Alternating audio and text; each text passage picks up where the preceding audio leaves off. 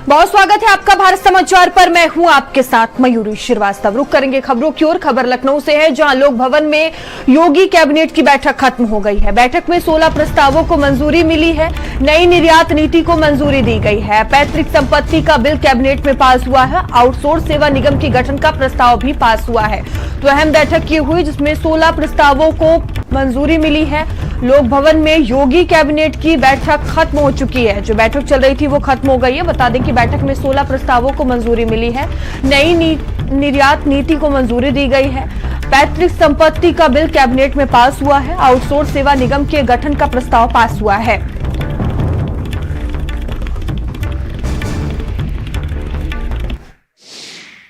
Uttar Pradesh outsource सेवा निगम की तथा कंपनीज एक्ट 2013 के सेक्शन 8 के अंतर्गत एक public limited company non profitable का जो गठन किया गया है, उसी के तहत उत्तर प्रदेश सरकार के विभिन्न विभागों तथा संस्थाओं में आउटसोर्सिंग के माध्यम से कार्मिकों की सेवाएं जो दी जा रही हैं, उसको बेहतर बनाने के लिए आज मंत्रिपरिषद के समक्ष एक प्रस्ताव आया है। इसमें विशेष बात यह है कि नियमित पदों के अगेंस्ट इसमें आउटसोर्स या संविदा पर नहीं दिए जाएंगे।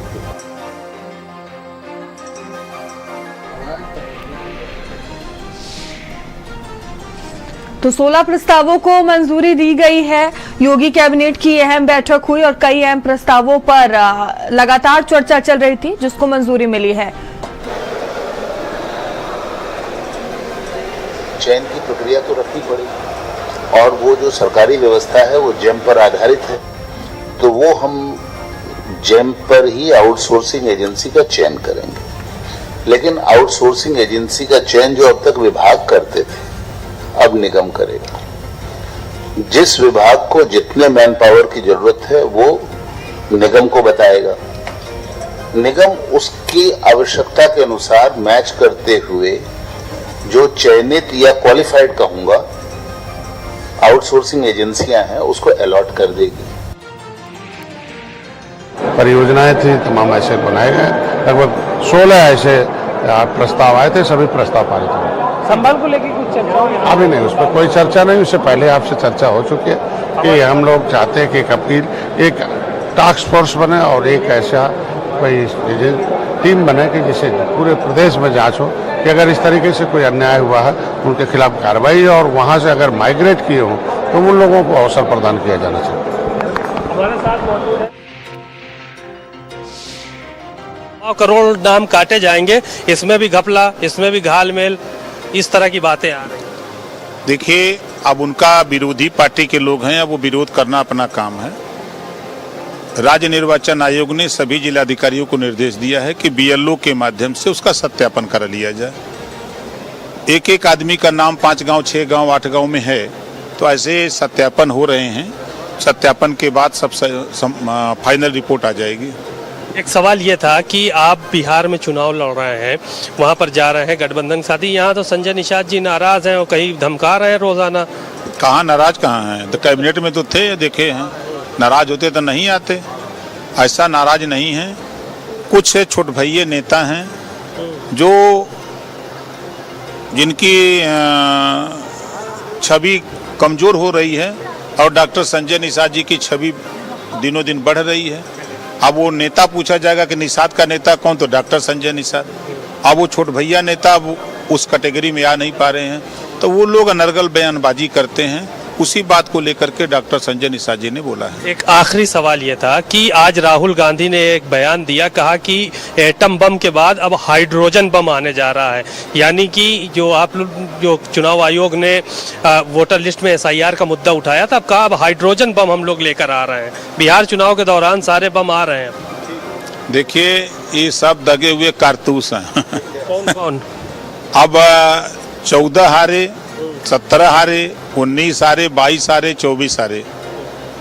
अब यहाँ हार करके अब गए मध्य प्रदेश, वहाँ उन्होंने कहा कांग्रेस को वोट। तो 16 प्रस्तावों को मंजूरी मिली है और इसको लेकर देखिए जो बयान है वो भी सामने आए हैं। यहाँ नई निर्यात नीति को लेकर लगातार चर्चा तेज थी, जिसको कैबिनेट की बैठक में मंजूरी दी गई है। पैतृक संपत्ति का बिल पास हुआ है। तो तमाम जो अहम प्रस्ताव है जिसको लेकर लगातार चर्चाएं चल रही थी उसको कैबिनेट में मंजूरी मिली है। कैबिनेट की अहम बैठक चल रही थी, सीएम योगी आदित्यनाथ की अध्यक्षता में कैबिनेट की बैठक हो रही थी जो कि खत्म हो चुकी है और कई अहम प्रस्तावों को मंजूरी मिली है।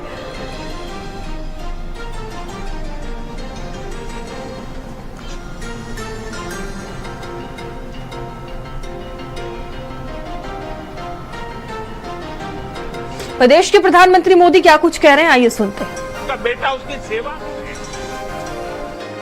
हर मां चाहती है कि बेटा बड़ा हो, मां के लिए कुछ न कुछ करता रहे, लेकिन मेरी मां ने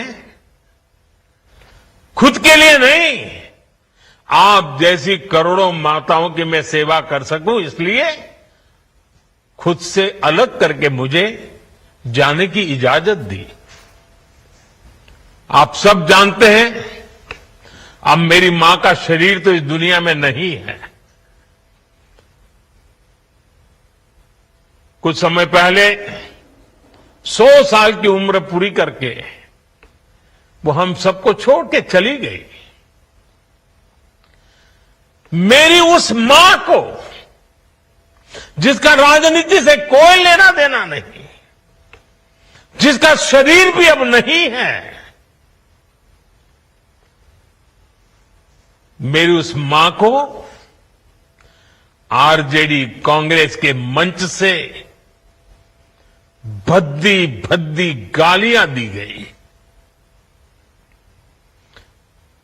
माताएं बहनें, मैं देख रहा हूं आपके चेहरे, आपको भी कितना दर्द हुआ होगा। मैं देख रहा हूं कुछ माताओं के आंख में आंसू मुझे नजर आ रहे हैं। ये बहुत ही दुख देने वाला है, कष्ट देने वाला है, पीड़ा देने वाला है। क्या गुनाह उस मां का, क्या गुनाह जैसे भद्दी गालियां सुना दी जाए। साथियों, हर मां अपने बच्चों को बहुत तपस्या करके पालती है। यहां मेरे सामने बैठी हुई हर मां उतनी ही लगन से, उतनी तपस्या से अपने बच्चों को पालती है। बच्चों से बड़ा मां के लिए कुछ नहीं होता है। मैंने भी बचपन से अपनी मां को ऐसे ही रूप में देखा था। उन्होंने बहुत गरीबी में बहुत सारी तकलीफें सहते हुए अपने परिवार को, हम सब भाई बहनों को पाला था।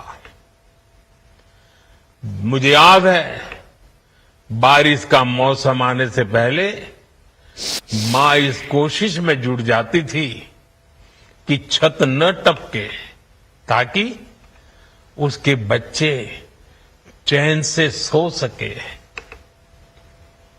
मां बीमार होती थी, फिर भी पता तक नहीं चलने देती थी, काम करती रहती थी, काम पर जाती थी। वो जानती थी कि अगर उसने एक दिन आराम किया तो हम बच्चों को दुख सहना पड़ेगा। कठिनाइयों का पता मेरे पिताजी को भी लगने नहीं देती थी मां। वो अपने लिए कभी कोई नई साड़ी तक खरीदती नहीं थी। वो एक एक पाई जमा करती थी ताकि अपने बच्चों के लिए एक जोड़ी कपड़ा बनवा सके। और बात भले मैं मेरी मां की कर रहा हूं, लेकिन मेरे देश में करोड़ों मां ऐसे ही तपस्या करती है। मेरे सामने जो माताएं बहनें बैठी है ना, उन्होंने भी इतना ही कष्ट झेला है। एक गरीब मां जीवन भर ऐसे ही तप कर अपने बच्चों को शिक्षा दीक्षा देती है, ऊंचे संस्कार देती है। इसलिए मां का स्थान देवी देवताओं से भी ऊपर माना जाता है। बिहार के ही संस्कार हैं और हर बिहारी के मुंह से तो वो बात यूं ही निकलती है, माई के स्थान देवता पितर से भी ऊपर होला। काहे कि आपन बाल बच्चा खातिर ऊ कौनो देवी नियर परछाई बनके पोस पाल के बड़े करेली, खुद ही दुख सह के दिखावेली संसार। माई के बिना तो कवनो जिंदगी भी ना पनप सकेला। यही से तो बारी माई महान। इसलिए साथियों, कांग्रेस आरजेडी के मंच से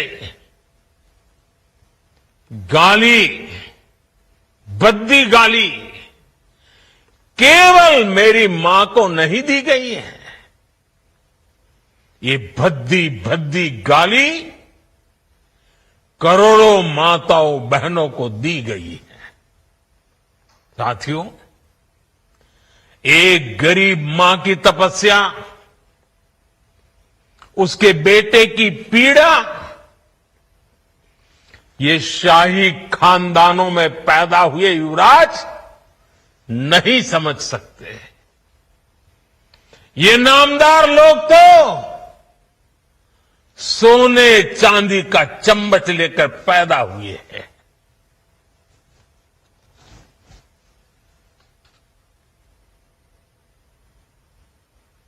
वो तो यही मानते हैं कि देश और बिहार की सत्ता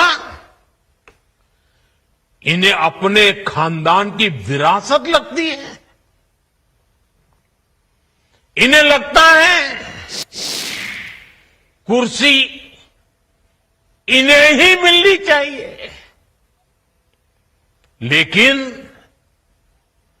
आपने, देश की जनता जनार्दन ने एक गरीब मां के कामगार बेटे को आशीर्वाद देकर प्रधान सेवक बना दिया।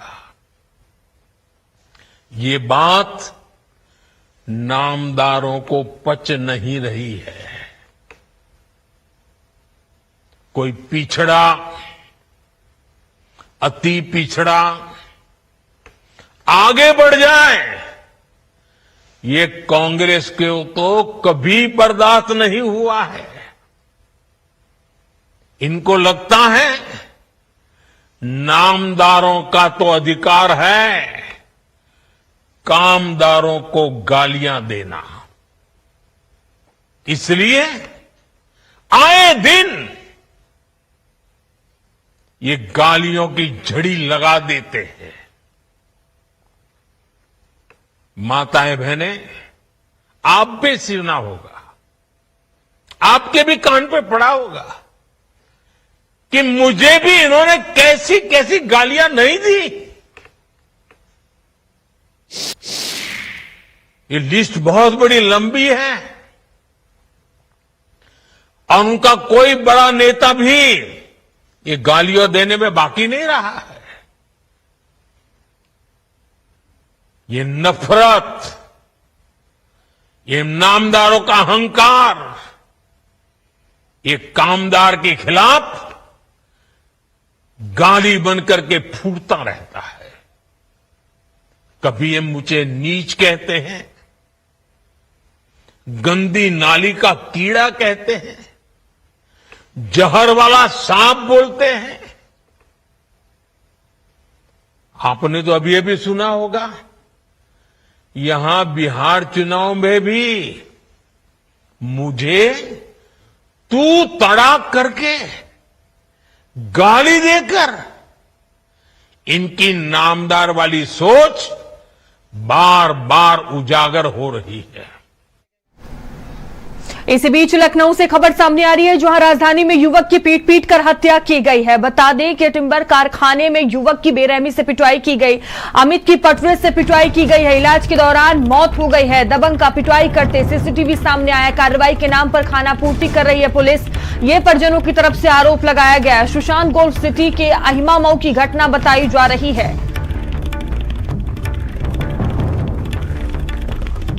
तो लखनऊ का ये पूरा मामला है, जहां युवक की पीट कर हत्या कर दी गई है। टिम्बर कारखाने में युवक की बेरहमी से पिटाई की गई। अमित की पटवे से पिटाई की गई। इलाज के दौरान उसकी जान चली गई। दबंग का पिटाई करते सीसीटीवी भी सामने आया है। और ये देखिए घटना का वीडियो सामने आया, किस तरह से ये पूरी घटना को अंजाम दिया गया है, जहां युवक की बेरहमी से पिटाई की गई। इलाज के दौरान युवक ने दम तोड़ दिया और कार्रवाई के नाम पर सिर्फ खाना पूर्ति कर रही है पुलिस। ये परिजनों की तरफ से गंभीर आरोप पुलिस पर लगाए गए हैं। सुशांत गोल्फ सिटी की अहिमा मऊ की ये घटना बताई जा रही है। फिलहाल मामले में पुलिस अब जांच पड़ताल कर रही है।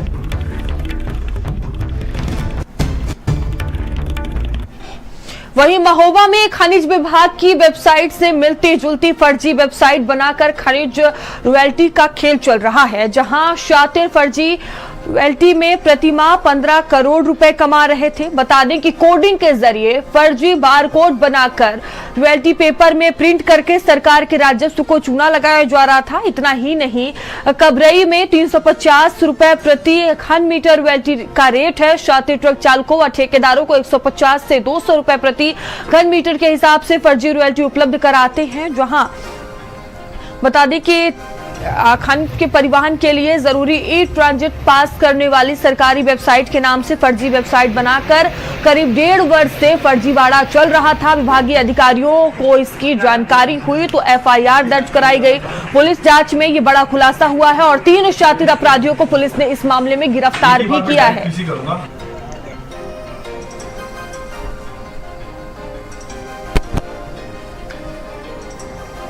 वहीं इटावा के कोतवाली क्षेत्र के अंतर्गत भरत हॉस्पिटल का मामला सामने आया है, जहां पानी की सप्लाई के दौरान गाड़ी खड़ी करने को लेकर विवाद हो गया, जिसके बाद मारपीट का वीडियो भी वायरल हो गया।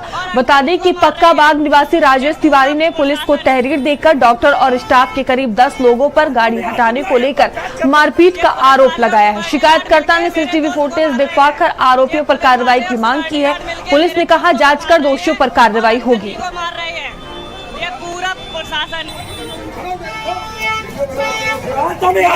पंचायत कर रहा ये पुलिस वाले और सिक्योरिटी गार्ड मिलके मेरे दोस्त को मार रहे हैं। ये पुलिस वाले और सिक्योरिटी गार्ड मिलके मेरे दोस्तों को मार रहे हैं और अंकल जी को मार रहे हैं।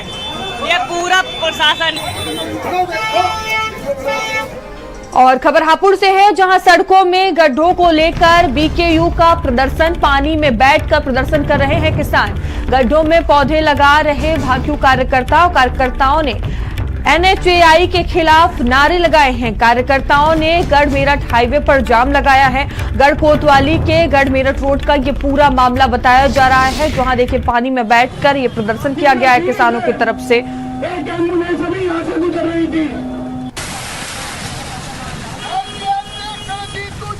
तो सड़कों में गड्ढों को लेकर ये प्रदर्शन किया गया है। इस वक्त बारिश का मौसम है और देखिए जलभराव जैसी स्थिति पैदा हो गई है। सड़कों में गड्ढे हैं, जिसके बाद कई बड़े हादसे भी होते हैं। अब इसको लेकर किसानों की तरफ से ये प्रदर्शन किया गया है। और खबर चंदौली से है, जहां मछुआरों के जाल में अजगर फंसा है, जिसके बाद हड़कंप मच गया। गंगा में मछली पकड़ने के दौरान अजगर फंस गया। लोगों की भीड़ जुट गई। 50 किलो से ज्यादा वजन बताया जा रहा है। वन विभाग को इसकी सूचना दी गई। अभी तक टीम नहीं पहुंची है। थानापुर थाना क्षेत्र के अंतर्गत अमादपुर की ये घटना बताई जा रही है।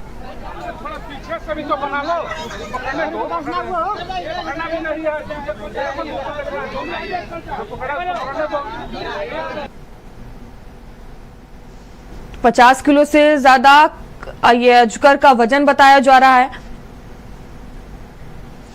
रुकेंगे छोटे से ब्रेक के लिए, बने रहिए भारत समाचार के साथ।